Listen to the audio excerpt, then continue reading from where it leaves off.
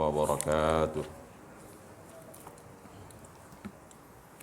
إلى حضرة النبي المصطفى رسول الله صلى الله عليه وسلم، إلى أرواح المسلمين والمسلمات والمؤمنين والمؤمنات وآله الكرام وأصحابه العظام شهد الله لهم الفاتحة.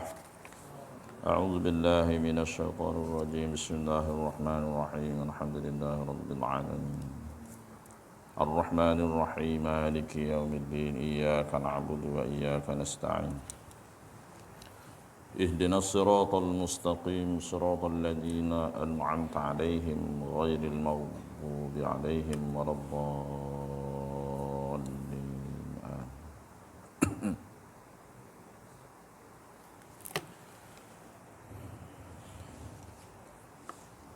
أعوذ بالله من الشيطان الرجيم. بسم الله الرحمن الرحيم. بسم الله ما شاء الله لا يسوق الخير إلا الله. بسم الله ما شاء الله لا يصرف السوء إلا الله. بسم الله ما شاء الله لا يأتي بالحسنة إلا الله. بسم الله ما شاء الله ما كان من نعمة فمن الله. بسم الله ما شاء الله لا حول ولا قوة إلا بالله العلي العظيم. الحمد لله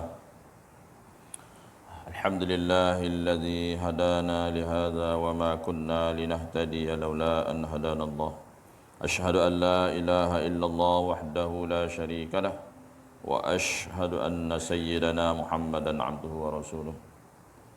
اللهم صل وسلم على سيدنا محمد النور المذهب للنسيان بنوره، وعلى آله في كل لمحة ونفس عدد ما وسعه علم الله.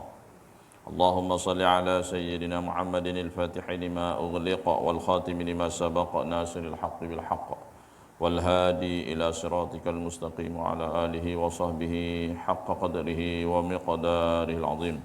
الصلاة والسلام عليك يا سيدي يا رسول الله، خذ بيدي قلة حيلتي أدركني. الصلاة والسلام عليك يا حبيب الله. الصلاة والسلام عليك يا أول خلق الله وخاتم رسول الله.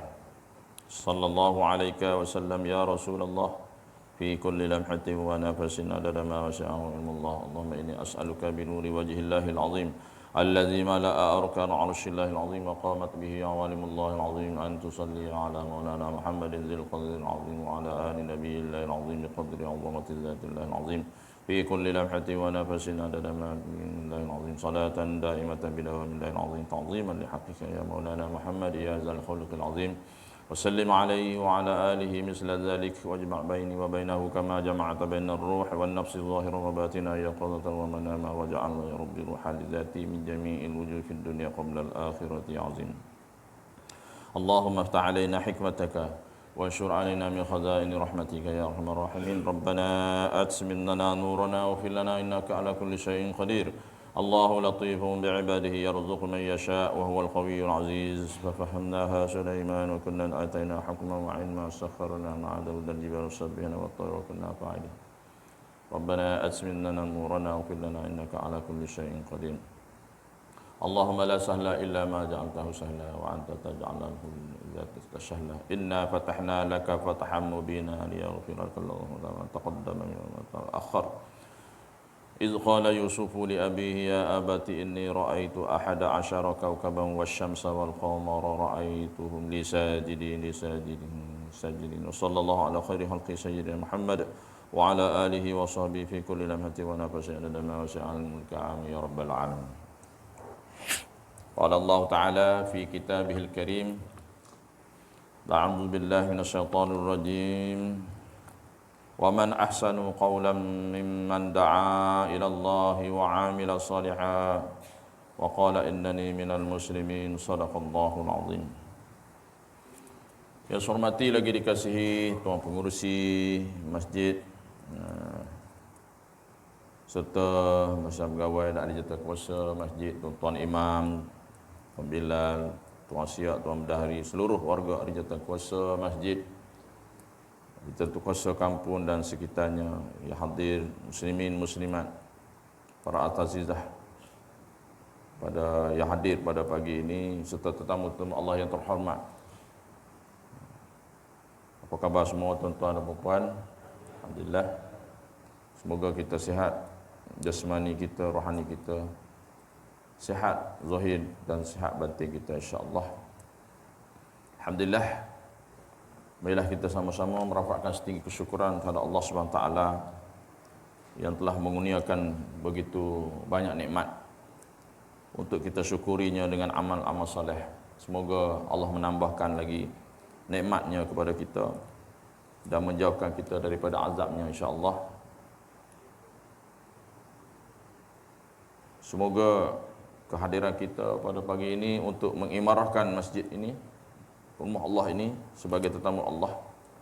Alhamdulillah, syukur kita dipilih oleh Allah SWT untuk kita sama-sama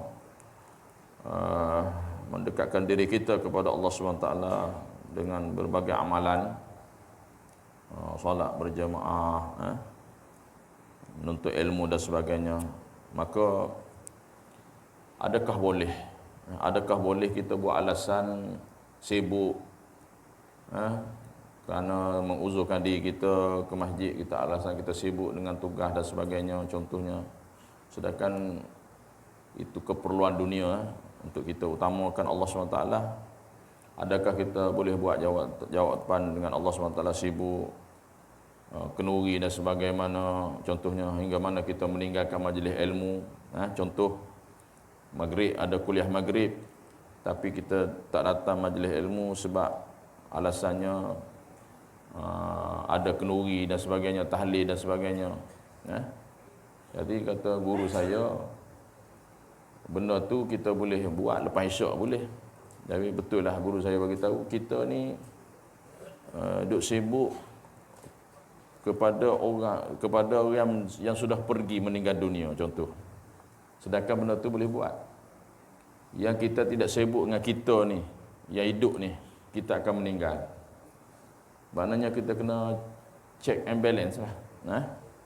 Hingga mana ada tempat tu boleh dikatakan setiap malam lepas maghrib ada tahlil arwah. Hingga kan tahlil arwah tu kita boleh hejaz.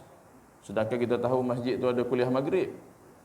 Dengar pengusinya tak ada, contohlah ada masjid tu pengusinya tak ada, imamnya tak ada lepas maghrib, pakat balik, tinggal ustaz dengan hak mana yang tak dijemput kenuri lah. Jadi ini bagi saya lah antara sepatutnya tidak berlaku lah. Sedangkan tahlil arwah tu kita boleh buat lepas isyak. Jadi bila kita komen, dia kata, lepas isyak lewat ustaz, orang nak makan lapar, dia kira nak cekik kerja. Minta maaf tu bahasa kasar ya. Jadi peliklah kita. Sedangkan makanan rohani tu kita duk sibuk dengan udah mati. Ni kita ni bakar mayat ni, tak sibuk ke ni? Contoh. Bukan kata tak boleh, boleh. Tapi ada setengah. Saya pernah komplain kata masjid. Mana gimana Tok Imam? Lepas-lepas doa tu balik tak ada kuliah. Ada alasannya ada tahlil arwah ustaz. Lepas isyak tak boleh. Lepas isyak tak boleh, lewat dia kata, orang nak makan lewat dah. Macam-macam alasan tuan-tuan. Agak-agak kita boleh dah buat alasan kita dengan Tuhan di akhirat nanti. Fikir tengoklah. Okey. Mukadimah sikit Alhamdulillah, kita hari ini di zaman mutakhir ni, akhir zaman ni, macam-macam berlaku hingga mana kata Syekh kami antaranya ialah tanda-tanda hari kiamat ni. Macam-macam yang paling dahsyat lagi yang mengundang bala Allah, iaitu hari ini, ketika ini, waktu ini ada golongan-golongan yang bajet bagus hingga mana mengkondem ulama, menghina ulama, hingga mana melekehkan ulama-ulama, imam-imam mazhab, imam mujtahid, contoh Imam Syafi'i. Ada suara-suara sumbang di luar sana yang mengatakan kita ikut Al-Quran dan hadis, kita ikut Quran dan Nabi tak perlulah ikut ulama, tak perlu ikut mazhab. Tu dia Jadi nak ikut siapa? Ikut dia, ikut yang bercakap tu. Ini satu fitnah yang besar akhir zaman hingga mana meremehkan, kondem Imam Ghazali, kondem Imam Syafi'i, sedangkan itu imam-imam besar. Imam, dia sebut imam tu bukan imam semayang tuan-tuan, imam mujtahid, yang boleh berfatwa. Ini akhir zaman tu. Alasan dia spin kita ikut Quran dan hadis, ikut Quran dan hadis. Na'udzubillahi min zalik. Ini merupakan salah satu mengundang bala Allah SWT ni, menghina ulama ni. Orang yang menghina ulama tuan-tuan akan datang fitnah kepada dia, takkan selamat. Hati-hati tuan-tuan. Kenapa Nabi sebut al-ulama warasatul anbiya? Al-ulama warasatul anbiya. Al-ulama itu pewaris Nabi. Dia akan menyampaikan kebenaran, risalah Nabi sallallahu alaihi wasallam. Golongan selamat ialah golongan kata Nabi yang mengikut aku dan sahabat. Okey. Itu kata ahli sunnah wal jamaah. Ikut akidah Asy'ariyah dan Maturidiyah. Itu arahan daripada Jabatan Agama Islam supaya Tok Khatib membaca khutbah ikut manhaj Asy'ariyah dan Maturidiyah. Tapi ada Tok Khatib, ada Tok Imam tak baca. Ini yang juga cerita kita dah. Sebab pasal apa? Nak menapis daripada pahaman-pahaman yang salah yang mengkafirkan Asy'ariyah dan Maturidiyah. Dan nak membezakan mana ahli sunnah jamaah. Tapi ada tanda-tanda lah. Antaranya tidak baca manhaj Asy'ariyah dan Maturidiyah. Yang mana Jabatan Mufti, Jabatan Agama Islam edar kutubah seluruh Negeri Sembilan, ada juga yang tak baca. Jadi ni perlu berhati-hati. Mungkin yang baca ni mungkin dia berpahaman Wahabi dan sebagainya. Biasanya yang anti Asy'ariyah Maturidiyah ni Wahabi.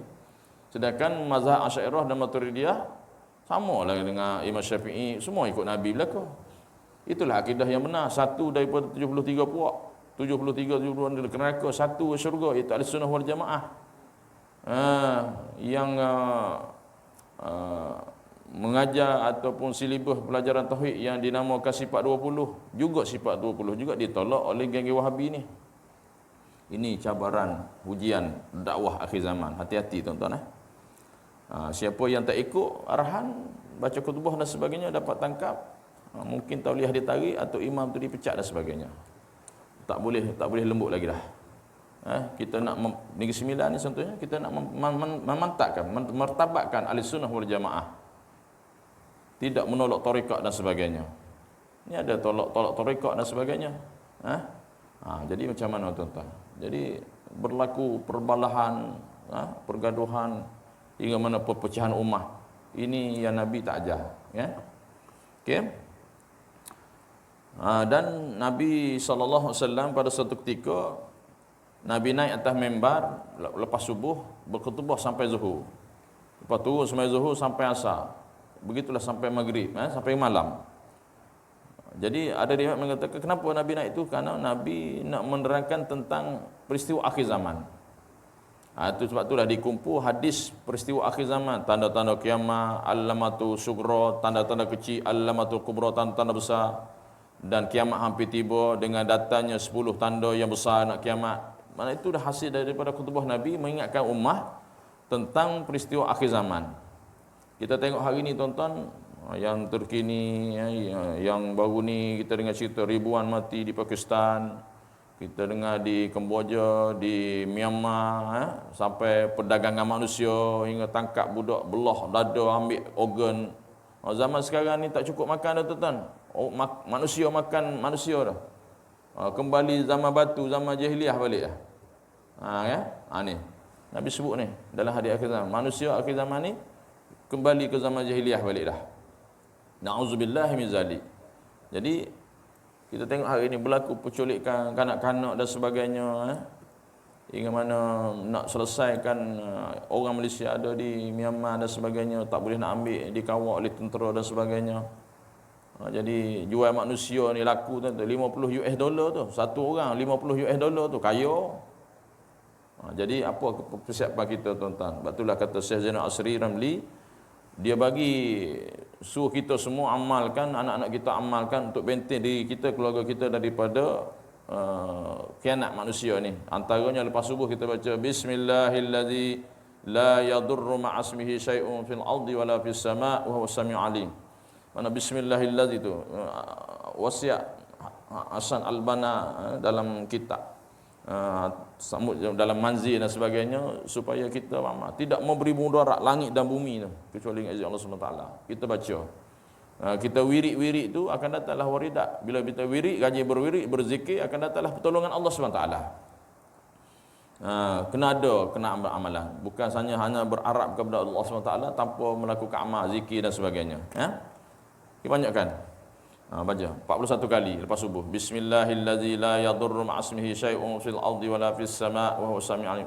Ulama susun 41 kali ambil ganjil Kerana kata Syekh, bila membaca Bismillahirrahmanirrahim ini untuk keselamatan diri kita dunia dan akhirat. Ada fadilatnya, ada hadis yang tersebut dijelaskan oleh ulama.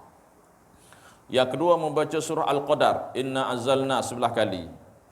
Kata Syekh, kelebihan membaca surah Al-Qadar ini ialah sebagai kubu menangkis musuh dan sihir daripada kita lah. Tu. Inna Anzalna. Lepas tu diikuti dengan Al-Fil. Alam tara kaifa fa'ala rabbuka bi ashabil fil. Kerana surah Al-Fil ni banyak fadilat dia, ada fadilat surah masing-masing Ini asbabun nuzul. Dan menceritakan fadilat-fadilat dalam Quran tu, dia kata al-asbabul wurud, kelebihan-kelebihan hadis tu berkaitan dengan Al-Quran tu. Jadi surah Al-Fil ni kata Syekh sebagai satu senjata, semua dengan izin Allah belaka, sebagai menangkis orang yang nak buat khianat kepada kita. Maka kalau orang buat khianat kita, hantar sihir dan sebagainya, insya-Allah surah Al-Fil tu akan dikembalikan kepada orang yang punya khianat tu. Kan? Nak kata wirid ni akan datang waridat pertolongan Allah SWT. Lepas tu membaca surah Al-Ikhlas 11 kali, Qul huwallah 11. Siapa ganjil? Sebab Allah itu ganjil. Allah suka pada ganjil, witir. Mana kita buat witir, ganjil. Surah Al-Ikhlas 11 kali. Maka kata Syekh, surah Al-Ikhlas ni untuk menghadapi waktu susah akan datang. Maka sampai masa kita susah, maka dengan asbab membaca Al-Ikhlas ni, Allah akan bantu kita. Sama juga dalam kubur, Allah akan bantu kita. Peneman kita di dalam kubur, Al-Ikhlas ni. Banyaklah. Ada orang baca 10,000 kali Al-Ikhlas, macam-macam. Lepas solat, 11 kali, setiap kali lepas solat, sebagai peneman kita dalam kubur. Banyak hadis-hadis, banyak kisah-kisah ataupun dinyatakan oleh para ahli ulama tentang fadilat surah. Dan kata Syekh, jangan lupa kita di akhir zaman ni mengelak daripada fitnah dajjal ni sebagainya. Maka kita perlu membaca pagi dan petang. Itu surah Kahfi, surah Al-Kahfi, 10 ayat yang pertama, yang akhir. 10 akhir, 10 pertama. Mana benteng yang utuh daripada fitnah dajjal. Dan malam Jumaat atau siang Jumaat kena baca surah Al-Kahfi penuh daripada awal sampai habis. Berapa ayat surah Al-Kahfi 100 apa? 100 lebih sekurang-kurangnya satu family itu seorang baca. Kenapa Nabi sebut siapa yang membaca suratul Kahfi dalam rumah akan bercahaya sampai Jumaat akan datang. Dengan cahaya asbab baca surah Kahfi itu benteng daripada fitnah dajjal. Jadi dia kata penting sangat di akhir zaman ni kita mengawalkan wirid-wirid dan zikir untuk menguatkan rohani kita. Apabila kita zikir, wirid akan menguatkan rohani kita, akan datanglah kasih sayang Allah pada kita, Allah akan bantu kita. Masalah kita hari ini sibuk dengan dunia hingga mana tak sempat zikir, tak sempat doa, tak sempat wirid dan sebagainya. Sibuk dengan dunia. Jadi tidak ada kebesaran Allah di dalam diri dengan zikir dan sebagainya, selawat dan sebagainya. Sekarang ini selawat 1000 kali sehari, dapat syafaat Nabi di akhirat nanti. Nak benteng diri kita daripada musuh khianat dan dipermudahkan urusan, kata ulama, sebelum tidur baca bismillah 1000 kali. Ataupun lepas subuh baca 1000 kali. Oh banyak ustaz 1000 kali, sekejap ya tuan-tuan. Kalau baca bismillah 1000 kali tak sampai sejam pun. Yang kita duk lepok kedai kopi, duk mancing, duk kebun, bekerja-kerja, tak apa pula. Ni untuk akhirat, untuk Allah. Untuk datangnya pertolongan Nabi di akhirat nanti, selawat ni. Bersyafaat kita masuk syurga. Tak boleh nak buat. Nampak tuan-tuan. Kita berkira sangat kita dengan Allah. Berkira sangat dengan Nabi. Kata cinta pada Allah tapi tak zikir pada Allah. Kata cinta kepada Nabi, selawat sekurang 300 kali sehari, 1000 kali sehari, tak mampu. Jadi, mana bekalan akhirat kita? Sama-samalah kita muhasabah diri. Bukan saya cakap ni, bukan kata ni saya orang rajin berzikir, tidak. Itu kalau cakap macam tu atas dasar riak bangga, tu riak tak pakailah. Tapi nak pesan ni supaya kita sama-sama cari jalan atau amalan-amalan untuk kita membesarkan Allah, untuk kita mohon pertolongan Allah SWT daripada zikir dan sebagainya. Bekalan akhirat kita, insya-Allah. Mukadimah. Jadi sekejap tuan-tuan. Kuliah maghrib dalam setengah jam, 35 minit. Kuliah subuh dalam setengah jam. Tengok. Ni dah 6.45. Syuruk berapa? Syuruk 7-9 minit. Tinggal 15 minit lagi. 20 minit pun tak boleh juga. Dah ada kuliah subuh start motor balik je. Dia kira nak balik je. Contoh tuan-tuan. Kalau jaga-jaga sekali ada hal tak apalah tuan-tuan. Kalau dah selalu tu bukan ada hal tu buat-buat hal. Kita cakap tuan-tuan. Allahu akbar. Dia tak fikir dah. Mungkin dia balik satgi mati ke, mungkin esok malam ni kau mati. Fikir tu. Kita kena letakkan mati tu berada di depan kita. Jadi bila kita letak mati di depan kita, maka kita akan beramal lah. Kita tidak akan lupa lah kepada Allah. Kita nak kita mati tu dalam keadaan kita tidak lupa pada Allah. Husnul khatimah. Allah akan beri kesudahan yang baik. Cukup tak kita tuan-tuan? Cukup tak kita semaya 5 waktu, zikir tak nak, doa tak nak, selawat tak nak? Cukup tak? Tak cukup tuan-tuan. Semaya sunat tidak. Cukup dah aku buat fardu, cukup lah. Cukup tak kita? Okay? Tanpa ilmu dan sebagainya. Itu pun belum tentu semaya kita Allah terima. Semaya tak khusyuk, baca tak betul. Semaya 50 tahun Fatihah, stela lagi. Macam mu'allah contohnya. Contoh. Jadi bagaimana nak mantapkan ilmu kita? Bagaimana nak mantap akidah kita? Ilmu. Bagaimana nak mantap tasawuf kita? Ilmu. Bagaimana nak mantapkan fiqh kita, salat kita? Ilmu. Hari-hari kita belajar, akan datanglah kekuatan, akan datanglah kelebihan tu dengan ilmu, tidak ada lain. Okey, tuan-tuan sidang jemaah rahimakumullah. Baik, kita sambung pengajian kita pada pagi ini pada muka surat 17 Pada muka surat 17, semoga Allah memberkati tuan-tuan guru kita, terutamanya pengarang kitab ini, penterjemahan kita ini, iaitu Al-Fadhil Tuan Guru Ustaz Adi Muhaddiju hafizahullah taala. Qala musannif wa nafa'ana bi'ulumihi fid dharain amin ya rabbal alamin. Bismillahirrahmanirrahim. Kita berhenti mana gitu? Kita berhenti tu nota kaki di bawah tu. Kita ribut sikit. Akan menjadi kecil apabila keagungan ilmu hilang daripadanya. Kecil kita. Jadi nak besarkan kita, nak besar martabat kita, mana ilmu. Itu dia ada situ dia kata. Dan sesungguhnya orang yang kecil jika menjadi seorang yang alim, orang kecil dia jadi orang alim, maka tampak besar apabila perkumpulannya selalu dengan ilmu. Selalu dengan ilmu Allah akan angkat darjat kita.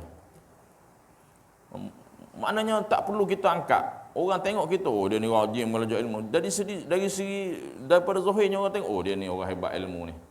Di situ orang nampak. Itu tanda orang mengangkat darjat kita dengan ilmu.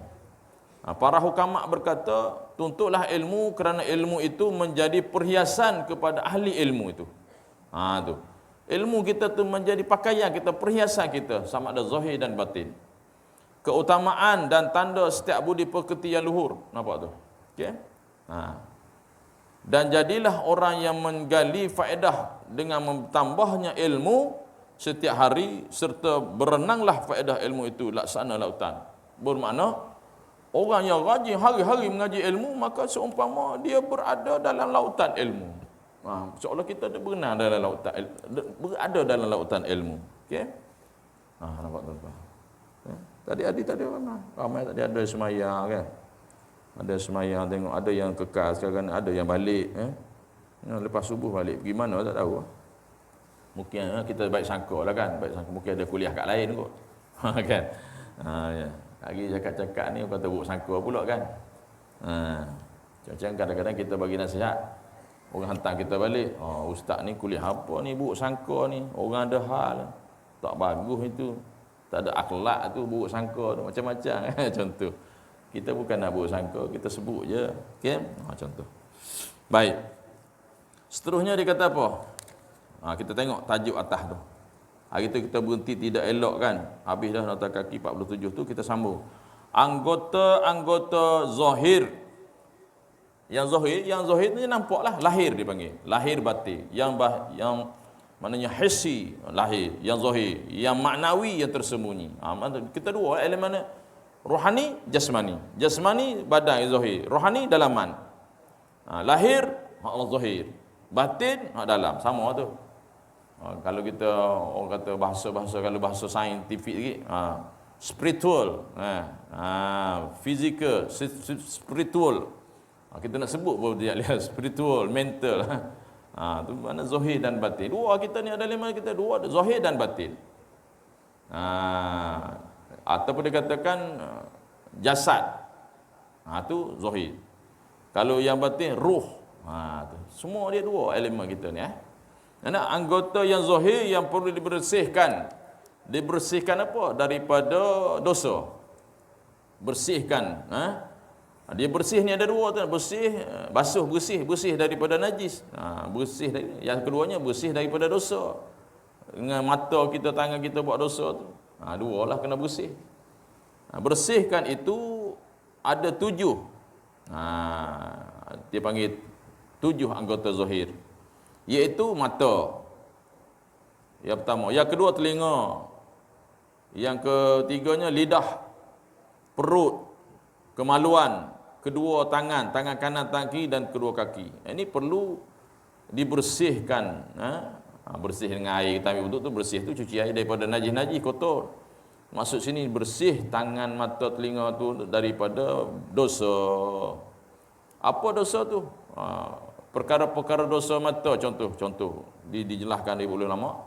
Antara kita melakukan dosa dengan anggota yang zahir ni dia panggil zina. Kalau tengok mata maksiat tu zina mata, zina al-ain, zina mata. Kalau telinga kita mendengar yang haram dia panggil zina telinga.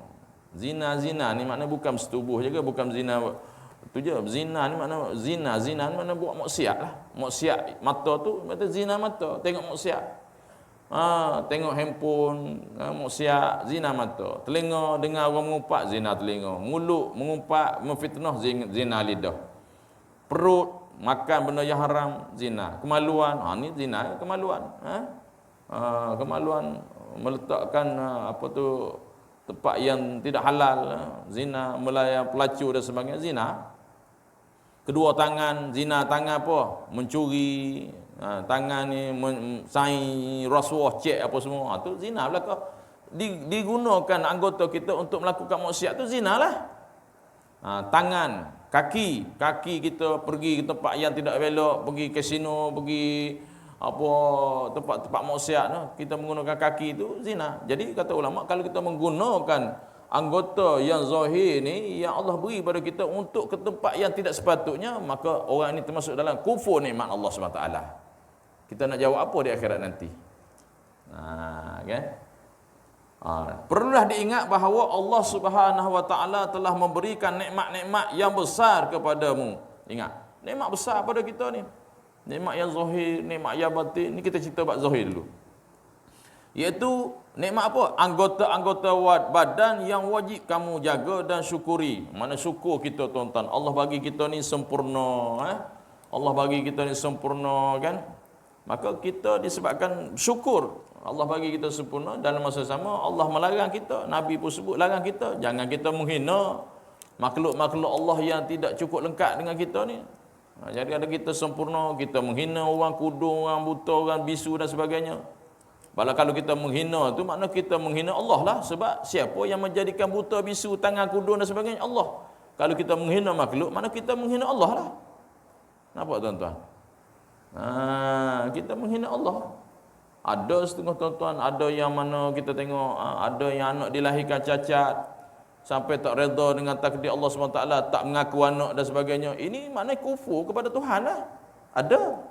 Ada juga yang sabar bela anak tu yang cacat tadi, yang orang kata Down syndrome apa. Mana dia sabar, mana Nabi sebut sabar dekat atas ujian Allah, Allah bagi syurga. Nampak tak? Jadi tak sabar. Ada sampai malu, sampai nak bergambar dengan orang cacat, dengan saudara mara, besar birah dah, ifaduai, segan nak bergambarkan apa orang dalam tu cacat, seganlah cacat gambar aku. Nampak penghinaan tu. Contoh tuan-tuan. Itu makhluk Allah. Itu makhluk Allah, bukan hak manusia jadi. Hak Allah jadi, hak manusia jadi, hak Allah jadi. Tak boleh hina. Semua daripada Allah belaka. Tu contoh Jadi hala tuju mana kita guna anggota kita? Baik. Itu yang wajib yang kita syukuri. Jadi dibagi nota kaki syukur ni. Mana syukur tu dia Ustaz Muhammad hurai. Mana syukur tu tengok bawah sekali tu. 48. Nota kaki 48 tu dia hurai selok situ. Baca sikit tuan-tuan kita ni. Baca berapa baris? 1 2 3 4 5 baris, hurai dah bawah tu nota kaki. Panjang lebar pula tu. Tengok dia kata 5 jenis nikmat. Kita tengok nikmat tu yang kita syukuri, wajib kita syukuri nikmat ni. Nikmat tu ada 2 tuan-tuan. Nikmat yang besar dia kata nikmat hissi, nikmat manawi. Mana nikmat yang zahir, nikmat yang batin. Tapi kadang-kadang kita hari ni banyak syukur nikmat yang zahir. Bila dapat duit, bila dapat gaji, alhamdulillah. Bila kenyang makan, bila sihat daripada sakit, alhamdulillah. Tapi hak nikmat-nikmat yang mana Allah masuk dalam diri kita tu menyebabkan kita rasa insaf, kita rasa nak bertaubat, kita rasa nak berzikir, ingat pada Allah dalam hati tu. Tu nikmat yang tersembunyi tu jarang kita syukuri. Itu nikmat Allah campur ke dalam hati kita tu untuk kita rasa insaf tu, nikmat yang maknawi, nikmat yang batin. Hak tu kita tak perasan. Kita rasa insaf, kita rasa nak berhijrah, kita berubah. Tu nikmat-nikmat sembunyi tu kita tak perasan. Bila tak perasan kita lupa nak syukur pada Allah. Yang kita duk nampak nikmat zahir, dapat duit, dapat harta, dapat anak, dapat cucu, dapat bini, dapat macam-macam, dapat hak zahir nampak tu kita syukur. Alhamdulillah, alhamdulillah. Hak dalaman tak syukur. Hak iman tu, itu masalah. Tak semua dah. Nampak tuan-tuan? Dalam kitab Ihya Ulumuddin, Ulumuddin betul, Ulumuddin pun betul. Katakan hidup agama ni Imam Ghazali, Imam Al-Ghazali. Imam bila sebut tuan-tuan, bila sebut Imam Nawawi, Imam Asy-Syafi'i, imam ni maknanya dia kata ulama mujtahid, ulama mujtahid yang mana boleh mengeluarkan fatwa, mereka lah muhaddis dan sebagainya. Contohlah, kalau silap betul lah. Jadi imam ni bukan imam semayang tuan-tuan. Imam Ghazali ni bukan Imam Ghazali imam semayang waktu tu. Imam ni maknanya orang yang ulama yang hebat yang boleh mengeluarkan fatwa. Tu imam. Tu saya kata tadi tu. Ada orang yang hebat mengaji di luar negara dengan segulung ijazah PhD, sanggup dah konek Imam Ghazali. Ada saya dengar dia kata Imam Ghazali pun tak betul, dia kata.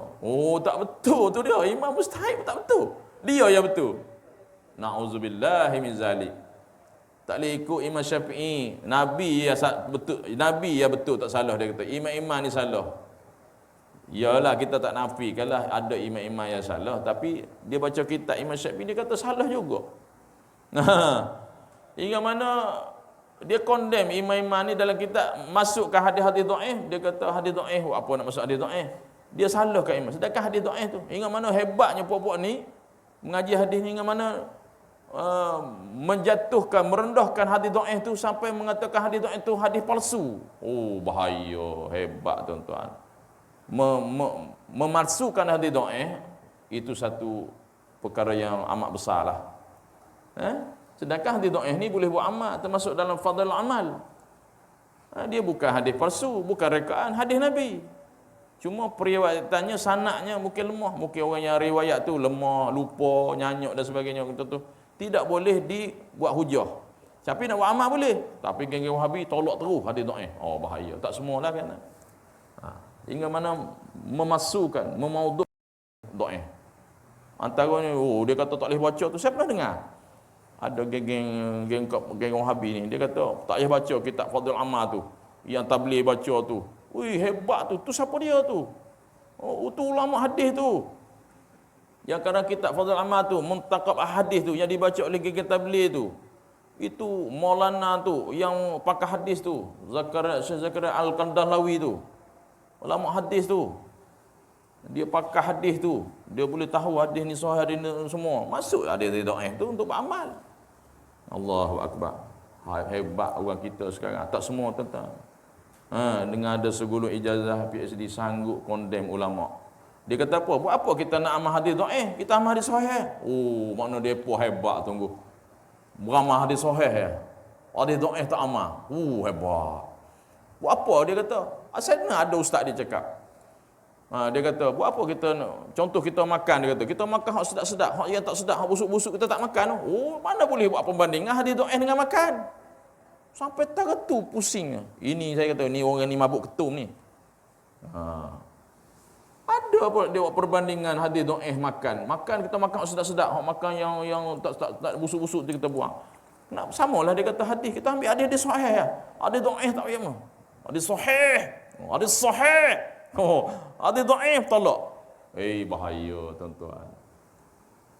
Sanggup mempertikaikan. Hadis dhaif tu hadis daripada Nabi juga.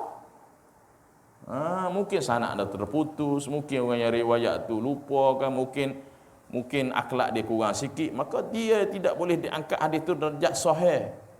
Tak boleh nak buat hujah. Tapi tetap hadis. Itu bahaya tuan-tuan. Saya dengar Maulana Husin yang kat Seremban itu dan dalam live tu. Tengok tuan-tuan. Kalau tuan-tuan nak tengok orang yang hebat hadis tu, ulama hadis tu Maulana Husin tu. Itu baru betul Maulana. Ni banyak Maulana tapi bukan Maulana, Maulana. Ada yang mengaku muhaddis tapi sebenarnya bukan muhaddis, muhaddas. Cakap tuan-tuan Allahu akbar. Berdiri bulu roma kita sampai kita rasa takut tu. Merendahkan, memalsukan dia dhaif. Allahu akbar. Okey? Tengok bunyi loceng dah. Tengok setengah jam, tu pun tak boleh duduk tuan-tuan. Tak nak cakap apa. Bak hujan-hujan ni kan balik sejuk ke selimut ke. Ingat selimut. Tadi lepas subuh tak cukup selimut. Kan? Ustaz ni tak boleh ni. Ustaz tak boleh gitu Ustaz. Buruk sangka ni. Ya tak kita balik tu. Baik sikit lagi Biar lebih sikit. Biar lebih 5 minit ke 10 minit baru boleh kita pula sunat isyraq tu. Imam Ghazali menyebut 5 jenis nikmat yang diberikan oleh Allah SWT kepada manusia. Yang pertama, nikmat apa? Harta, benda atau kekayaan. Kita kena bersyukur atas nikmat harta benda dan kekayaan. Ini nikmat yang zahir. Nikmat ini merupakan nikmat yang paling rendah sekali. Kadang-kadang kita menganggap nikmat ni yang paling besar bagi kita ni. Terbalik. Nampak? Ini yang, dapat harta, kekayaan. Dapat harta, kekayaan. Allah mustajab doa aku minta kaya. Aku minta Allah. Sedangkan ini nikmat yang paling rendah ni. Benda-benda macam ni yang menjahanamkan kita ni, harta kekayaan ni, kalau kita lupa pada Allah. Dulu tak ada harta gaji masjid. Bila dah ada harta kekayaan tak main masjid dah. Sibuk dengan bisnes, sibuk dengan harta. Ini nikmat yang paling rendah ni. Tapi kita menganggap ini yang besar. Hingga bertuhankan hawa nafsu, bertuhankan harta dunia. Yang kedua, nikmat yang kedua kesihatan. Lagi halu tengok. Lagi halu nikmat tu lagi tinggi di sisi Allah SWT. Lagi tak nampak lagi tinggi. Kita duk nampak orang besar tu. Nampak tak tuan? Nikmat kesihatan. Ni nikmat yang tersembunyi ni. Tapi sembunyi tapi nampak zahir kita tersihat. Nikmat kesihatan. Ia tidak boleh ditukar dan lebih berharga jika dibandingkan dengan nikmat kekayaan. Nikmat kesihatan. Kalau kaya harta benda sihat buat apa? Contoh, duit berkepuk-kepuk dalam bank. Tapi sihat tak sihat. Doktor kata, saya ni boleh makan apa doktor? Doktor kata, saya di duit banyak tu. Saya jutawan, hartawan ni. Sampai harta banyak, sampai tak tahuan. Contoh, tu saya tambah. Saya boleh makan apa doktor? Doktor kata, kamu tak boleh makan. Kamu ada penyakit. Bukan 3 serangkai, 10 serangkai. Contoh. Kamu hanya boleh makan kulit pau je. Contoh. Kulit pau je. Sampai macam kulit. Duit banyak dalam bank tu. Pasal apa? Pasal sakit. Tu nak sihat, nikmat. Sebab tu Nabi sebut, kita ni kena perlu jaga kesihatan untuk kita sihat jasmani, rohani kita. Rohani kita kena sihat untuk kita sempurnakan ibadat rohani kita kena Allah. Badan kita pun mempengaruhi juga. Badan sihat. Kalau badan sakit, duk sengit sana sengit sini semayang pun tak khusyuk dah. Duk tahiyat lama sikit pun tak boleh dah. Sakit. Bila sakit tu mempengaruhi khusyuk kita. Nampak? Sebab tu Nabi itu kita kena sihat jasmani dan rohani. Bukan rohani saja, bukan jasmani saja, dua-dua tu, musuh tu. Barulah kita bila sihat ni kita boleh pergi ngaji, boleh pergi sana, boleh pergi sini sihat. Ni duduk rumah bertongkak ya contoh. Ya macam mana? Dulu gaji masjid, ni tak gaji masjid dah sebab sakit dah. Nampak?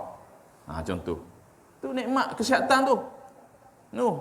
Yang ketiga, sempurna anggota tubuh badan dan panca indera. Ia mesti disyukuri dan dihargai kerana apabila salah satu daripadanya sakit atau hilang, ia boleh mengganggu perjalanan aktiviti seorang. Betul lah, bila sihat, sakit.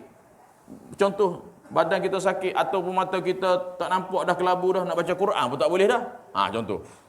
Mana disebabkan sakit tu, banyak menghalang kita untuk kita dekat dengan Allah. Untuk kita pergi ngaji tak boleh dah. Saya duduk rumah Ustaz, dulu boleh pergi. Saya duduk rumah Ustaz, tak siapa nak bawa pergi masjid Ustaz. Contoh. Dulu masa sihat, tak ingat. Sekarang tak ada anak cucu sibuk Ustaz. Tak ada orang bawa api, kenduri orang api. Ni pun mai kenduri ni orang api, masjid pun tak api Ustaz. Ada mai tak? Kenduri pergi lagi kira-kira tu. Masjid tak ada orang nak bawa api Ustaz. Kita dengar. Ya tuan-tuan. Kenduri. Ni datang jauh kenduri. Tak apa Ustaz. Tengok makan sana, roti sana, mi udang sedap api. Tak ada apa Ustaz. Orang nak cucu bawa Ustaz. Masjid ya lu Maya kat rumah Ustaz. Iya tuan-tuan. Ini alasan yang kita dengar. Allahu Akbar. Tu pun masih lagi tu, tak ingat lagi kat Tuhan tu. Iya tuan-tuan. Yang keempatnya roh atau nyawa. Lagi kecil ni nikmat paling besar sebenarnya. Roh atau nyawa tu nikmat yang besar. Yang membolehkan manusia hidup dan beramal. Dah mati nak beramal apa lagi dah? Nabi sebut bila kita mati terputus segala amalan. Kecuali 3, sedekah jariah, ilmu manfaat, anak-anak yang mendoakan kita. Habislah. Dan yang kelima ada lagi roh nyawa tu besar dah. Ada lagi yang paling besar, iaitu nikmat iman dan nikmat Islam. Nampak tak? Tak nampak. Tapi Allah suruh kita syukur. Tak nampak tu nikmat Islam. Kita lahir ni syukur pada Allah kerana kita atas agama Islam. Nikmat Islam. Iman Islam dan ihsan tu menyebabkan kita dikasih oleh Allah, menyebabkan kita masuk ke syurga. Nikmat iman, nikmat Islam tu. Mana kata ulama, kalau ditukarkan harta benda dunia, bukit Uhud, emas macam mana? Harta dunia ni, kalau orang nampak tu, orang tak akan ambil. Orang nak nikmat iman, nikmat Islam. Sebab apa? Dengan nikmat iman Islam yang kita bawa tu, kita akan mendapat harta yang paling hebat, iaitu di syurga. Lebih daripada gunung Mah lagi. Hingga mana kata-kata hukama, kata-kata ilmuwan ni, dia kata kalau orang tahu mahalnya iman dan Islam, maka dia akan sanggup tukar emas intan belian, dia tolak, dia nak iman dan Islam lagi. Tapi kita ni tolak iman, ambil hak harta. Itu masalahnya. Nampak tuan-tuan? Tak apa, yang penting aku harta banyak, kaya. Tak apa nak harta pun, tapi iman Islam ke mana? Kita nak kaya harta, kaya ilmu. Baru betul. Kita nak kaya dunia, kaya akhirat. Kita nak macam tu. Dan iman ni, iman Islam, nikmat yang paling besar dibandingkan dengan semua nikmat tu. Mana iman Islam lebih besar daripada nikmat roh dan nyawa, nikmat sempurna anggota badan, nikmat harta, nikmat kesihatan. Yang paling nombor satu lah, nikmat iman dan Islam. Jadi soalannya, berapa banyak kita bersyukur kepada Allah? Berapa banyak kita berdoa, ya Allah, aku bersyukur kerana-Mu ya Allah, kerana mengurniakan aku ni nikmat iman dan nikmat Islam. Jarang tuan-tuan, ada jarang. Ya kita bersyukurnya, alhamdulillah ya Allah syukur aku sihat. Ya Allah syukur ya Allah kepadamu ya Allah. Sampai sujud syukur. Pasal apa? Pasal Allah kurniakan harta benda dan kekayaan. Tapi kita tak sujud syukur kepada Allah SWT kerana Allah mengurniakan iman dan Islam. Nah, macam mana? Sepatutnya hak ni yang tinggi. Nikmat iman dan Islam. Pasal apa? Pasal apa kita jangan bersyukur? Sebab tak nampak. Sebab tak nampak. Sebab saya kata kita bersyukur hak nampak depan kita. Sebenarnya ada, tapi kita tak nampak. Iman dan Islam tu beli besar sekali ya. InsyaAllah tuan-tuan. Jadi insyaAllah faedah syukur, sujud syukur kerana dianugerahkan fizikal yang sempurna. Ni maknanya kita kena bersyukur belaka kepada Allah SWT. Jadi kita akan sambung kita berhenti situ. Cukuplah tuan-tuan. Cukuplah tu. Yang penting kita dapat amalkan, kita dapat Allah kata apa ilmu yang kita kongsi pada pagi ini, kita sentiasa amalkan dan kita minta dengan Allah SWT. Semoga Allah mengurniakan kekuatan zahir dan batin kita untuk kita dekat dengan Allah. Mohon dengan Allah SWT dengan nikmat iman, dengan Islam. Mohon Allah SWT beri hidayah dan taufik kepada kita. Mohon dengan Allah SWT apa yang kita minta, kita sabar. Kita boleh tengok apa kelemahan kita. Kita minta dengan Allah SWT. Minta kita, Allah beri kita istiqamah. Tanpa pertolongan Allah SWT, kita tidak ada kekuatan. Mintalah dengan Allah. Minta doa dengan Allah. Allah suka. Mintalah doa dengan Allah suka. Ya Allah tak suka, orang yang tidak minta doa, tak berdoa kepada Allah SWT, tu Allah tak suka. Minta dengan Allah SWT. Pasal apa? Pasal Allah kata, aku kaya. Aku kaya. Aku yang berilmu, aku kaya. Minta dengan aku. Minta dengan Allah SWT. Jadi kita ni duk minta dengan makhluk banyak pada minta dengan Tuhan. Okay, tuan-tuan jadi kita insya-Allah kita akan sambung. Dekat tu saja tuan-tuan. Saya mohon ampun dan maaf sekiranya ada salah dan silap. Kut saya salah cakap, sama ada di sekitar orang menengok ke, ya tiup ke. Kalau salah saya cakap, tegurlah. Kadang-kadang kita bercakap ni tak perasan silap. Kan? Wallahu alam. Yang baik daripada Allah Subhanahu taala, yang lemah yang kurang daripada kelemahan kejahilan diri saya sendiri. Saya mohon pada Allah Subhanahu taala, mohon ampun kepada Allah Subhanahu taala dan minta maaf kepada tuan-tuan dan puan-puan sekalian. Selamat beramal insya-Allah. Moga-moga kita menuju ke syurga Allah Subhanahu taala, dihimpunkan di dalam syurga Allah Subhanahu taala. Amin ya rabbal alamin. Kita tangguh majlis kita. Moga-moga Allah memberkatinya dengan tasbih kafarah dan suratul asr. Subhanallah. Subhanakallahumma bihamdika asyhadu an la ilaha illa anta astaghfiruka wa atubu ilaik. Amiltu su'an wa zalamtu nafsi faghfir lana fa innahu la yaghfiru dzunuba illa anta. Bismillahirrahmanirrahim. Wal 'asri innal insana lafi khusr illa allazina amanu wa 'amilus solihat wa tawasaw bil haqq wa tawasaw bis sabr. A'udzu billahi minasyaitonir rajim. Bismillahirrahmanirrahim. Alhamdulillahirabbil alamin. Wassalatu wassalamu ala asyrafil anbiya'i wal mursalin sayyidina Muhammadin khatamil anbiya'i wal mursalin wa ala alihi wa sahbihi ajma'in. Radina billahi rabba wa bil islami dina wa bi sayyidina Muhammadin sallallahu alaihi wasallam nabiyya rasula. Allahumma iftah alaina futuhal arifin warzuqna fahman nabiyyin bi jahi khatamil mursalin. Allahumma iftah. Allahumma arinal haqqa haqqan warzuqna ittiba'ah wa arinal batila batilan warzuqna ijtinabah. Allahumma ja'al jam'ana hadza jam'an marhuma wa tafarruqana min ba'dihi tafarruqan ma'suma. Wa sallallahu ala khairi khalqi sayyidina Muhammadin wa ala alihi wa sahbihi fi kulli lamhatin wa nafasin adada ma wasa'ahu ilmullah. Subhana rabbika rabbil izzati amma yasifun wa salamun alal mursalin walhamdulillahi rabbil alamin. Taqabbalallahu minna wa minkum taqabbal ya karim. Hadza billahi taufiq wal hidayah. Assalamu alaikum warahmatullahi wabarakatuh.